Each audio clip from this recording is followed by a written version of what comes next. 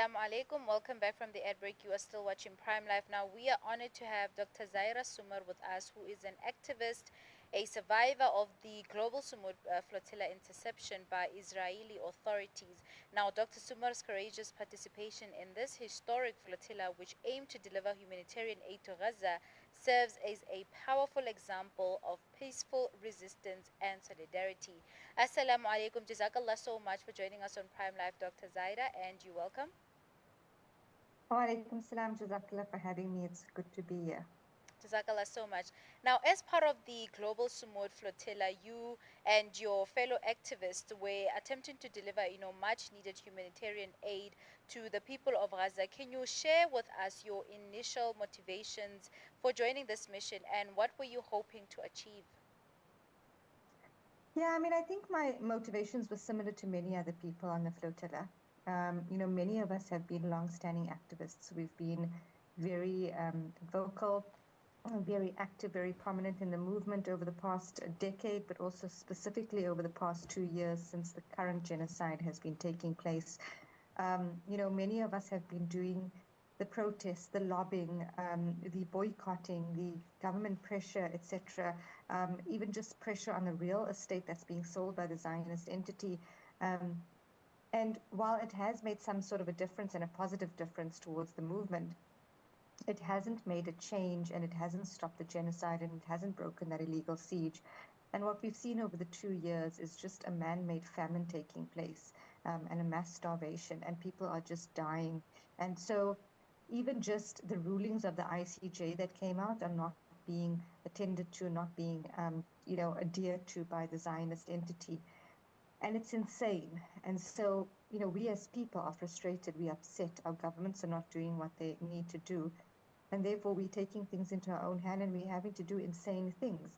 I think for many of us, we feel very much the same way. We just cannot sit by any longer and kind of watch this carry on. We are not comfortable being in our lives and being in our bodies while this is taking place.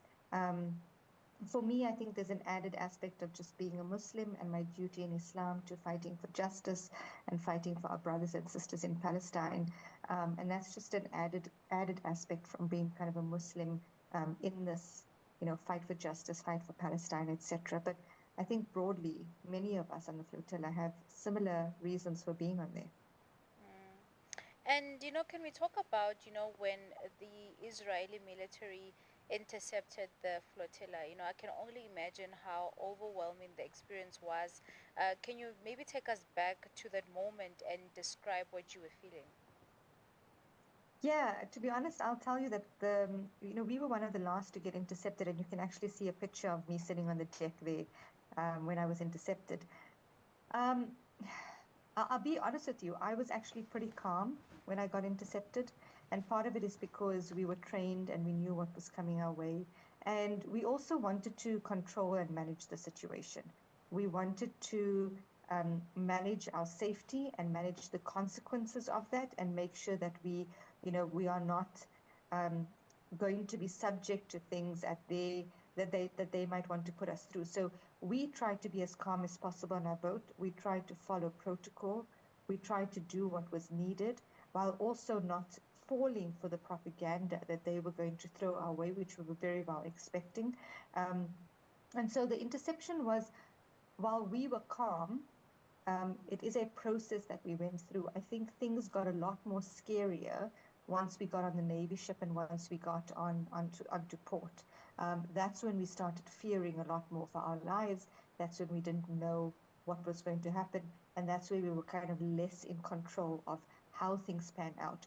While we were still on our boat, we could still manage ourselves and manage the conversation and try to minimize the potential risk while we were still at sea. And can we talk also about your experience during the detention? How were you held and what were the conditions during that time? Because I mean, it sounds like something that any person would panic during, because you never know what the outcome is. You don't know what to expect. So take us through the emotions. Yeah, I think the emotions, from the time we stepped foot on that port to the time we kind of stepped out of prison 6, 7 days later, I think there's been a roller coaster of emotions. I think there's been times where you feared your life. And really, the minute I stepped foot on that port and that very officer kind of pushed me to the ground and pulled my arms back and put the cable ties on me, and he pressed his fingers into my neck and like really pressed it, and my breathing was kind of impacted, and he pushed me down and he dragged me like an animal on the asphalt to that open area. That for me was one of the scariest moments, because at that point in time, I thought to myself, the, the people that I'm dealing with, and I don't even want to call them people, but the things that I'm dealing with and what they're capable of, I didn't know what was going to happen to me. Genuinely, at that point, I feared for my life. There were periods where it felt okay, and there were periods where you feared for yourself, and there were periods where you feared death, and there were periods where you feared being tortured or hurt, and there were periods where you feared for other people based on what you were seeing. And that was a constant roller coaster for kind of the 6 days. And that included things like being physically handled very aggressively. We were withheld water and food for a really long time while we were being detained and taken to prison. We were gassed every single night. You saw other people got beaten up, tortured, bruised, and taken to solitary confinement, and you wondered if your turn would come. There were armed guards with guns in our faces, dogs in front of our faces every few hours. Every time I stood at that prison door, I had a laser pointing on my finger with a guy looking at me and laughing at me and his gun kind of ready to shoot. So there was a lot of psychological warfare. We also just had people in our cell that were really sick and were withheld from having chronic medication and could barely open their eyes, move, or even get up. And at one stage, we feared they would die from their own health symptoms because they refused to give us health care. They refused to give them their chronic medication. They refused for a doctor to come and see to them. So it was just a lot. It was a lot in those 6 to 7 days where it was just this constant up and down of not knowing what's going to happen, wondering what's going to happen, wondering when it's your turn, feeling scared for your life, for your body, for your emotional, mental, and physical well being, and fearing other people as well. And the thing that we had to tread carefully with is, when do you push back and fight back verbally? Um, and when do you keep quiet and just abide by them? And there was this constant juggle between playing those two things of like, when do we stand up, push firm, and when do you not, because it might just push them over the edge and you might just die. And even then, between us, because there was no communication between the cells, people took different approaches at different times when something was going on, when an incident was taking place. And it was really difficult to manage the situations. And I'm sure, I mean, there must have been ways in which you were trying to keep yourself calm and, just thinking of ways in which you can not fully focus on, the bad that is happening, but, to remember the bigger picture.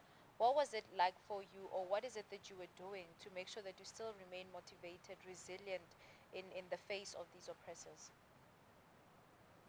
I think a few things, and I think that that differed by people as well, based on kind of their background, their religion, their motivation for Yes. being, and many just even personal circumstances. For me personally, I think there's a few things. One is, I mean, I'm Muslim and I'm a practicing Muslim, so I made salah, and I was in a state there for kind of a few hours a day.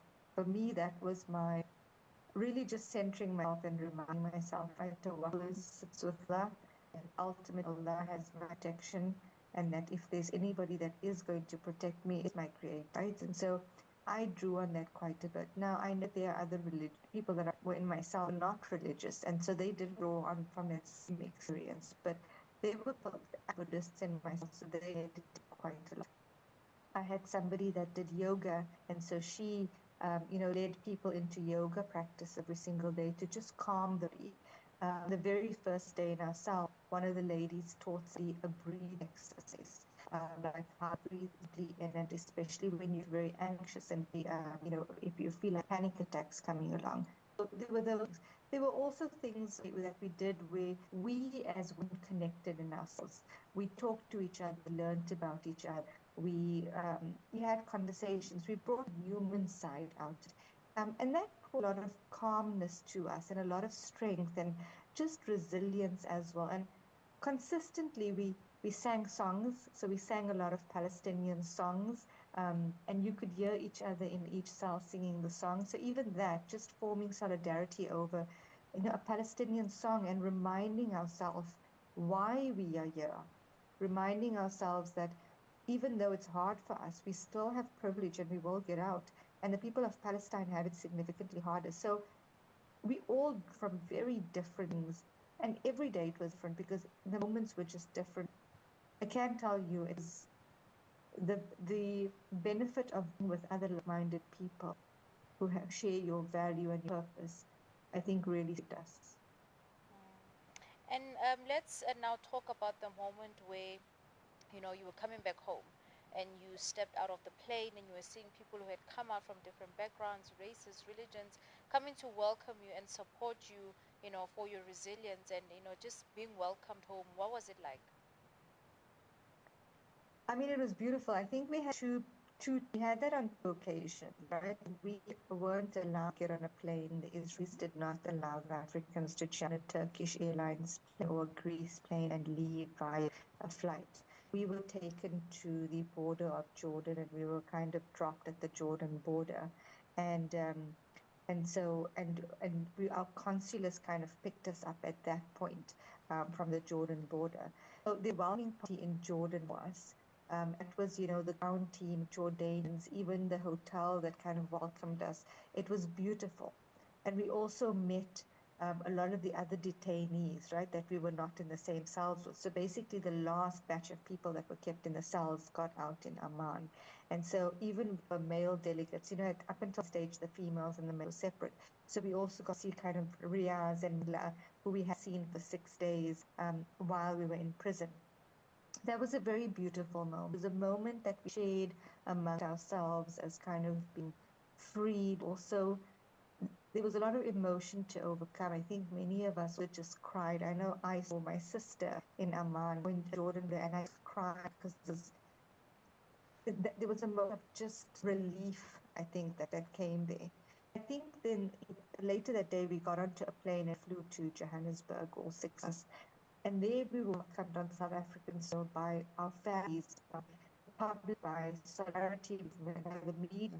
And that again was just another beautiful moment, but I think was different. I think was just the relief being with your family and safety of being in your own country, but also just a renewed commitment to we need to do well and having to communicate that message and having to steadfast and rallying the people of South Africa to say we need to continue and kind of go forward on this, but it does not end here.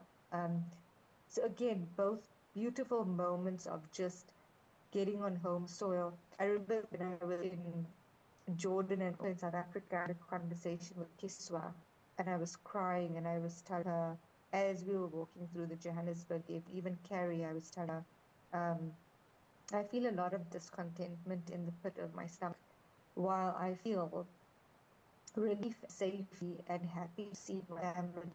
I feel guilty for the privilege that I have. I feel guilty knowing that I knew I was get out, knowing that the people of Africa fought for us, knowing that the conduct could come save us, knowing that there would be an end to this pain that we were in.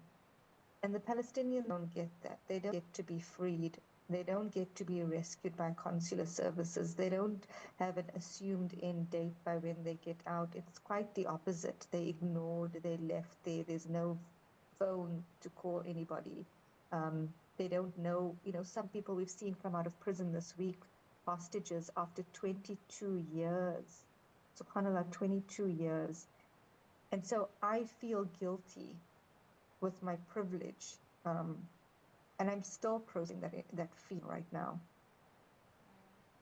Yeah, and after, all of these challenges that you've went through and, the resilience that you had to put up with and everything that the story that you just shared with us, tell us how you still manage to still fight and, understand that the mission of the Palestinian people in this struggle, I mean, they're speaking against, I mean, their struggle and, activism around that continues. How do you make sure that you're still motivated for the cause? If anything, I feel more motivated right now. I was telling my husband today, I got home back to UAE today, and as I saw my kids, my husband for the first time today after 6.5 weeks. And it was amazing to see them be, subhanAllah, it was amazing. It was amazing to see my girls. But I was going somewhere with my husband. I just said to him, I can't live this life. I can't live, I go back to this normal life and live every day. Like, it just does feel okay. So if anything, I feel more motivated to fight this fight. I feel more motivated to change my life to revolve around the fight for justice. I feel more motivated to be willing to give things up, sacrifice more at this point, even sacrifice things. I feel more motivated to sacrifice even more for the sake of the Palestinians' freedom, not just Palestinians, but the Congolese, the Sudanese, for justice in this world. Because I don't know, I think that just I don't want to go back to was. I just don't want to. I'm not willing to. By you saying you're not willing to go back to what it was, you mean as in the normal life that you were living before you had departed for the flotilla? Yeah, and I mean, look, even before I departed for the flotilla, I was very active in this movement. And I lost my job before. I haven't been employed for the past year because of my stance on Palestine. But even more so now, sitting in the comfort of my home, eating the food that I eat, enjoying going out with friends and family, um, living a life when people that's not so far, distance wise, not so far from me, are dying, being persecuted, and starved to death. I don't know. I feel more so now that I'm uncomfortable with it. I just am really uncomfortable with it. And I don't know that I want to become comfortable with it again. But unfortunately, we have run out of time, Dr. Zaira. But I must say, this was such a powerful interview, and it was so great speaking to you. And it's so beautiful to have conversations with the likes of you, people that are so determined, so empowering. To especially this generation, more than anything, we do need people like you. And inshallah, may Allah grant you the strength to continue doing the great work and still have the motivation to keep going and push regardless of the resistance that you might find. So may Allah use you also for the service of Deen, and Ameen. continue using you for the freedom of all those who are oppressed, inshallah. Ameen. Jazakallah for having me. And it's been an honor to talk to you guys throughout my journey, you guys. I've walked the past 6.5 weeks with you guys. And so thank you to you guys also. And I say this to the other media houses. Media's got a very big role to play in this movement. And so I thank the media that reports honestly about what's happening in Palestine and about how people feel about it, because that's a very big part of the story and movement and the narrative as well. So thank you for sharing our story. Thank you for always covering us and for giving us time. Jazakallah so much for your time. Viewers at home, this was an amazing conversation that I just had with Dr. Zaheera Soomar, and we were talking about the Global Sumud Flotilla, and she was one of the people or survivors of the Global Sumud Flotilla interception. So inshallah, through this, I hope it has left you feeling inspired for you to continue being an activist for what is right and stand on the right side of history. But viewers at home, on that note, let's head over to a quick break. We will see you shortly.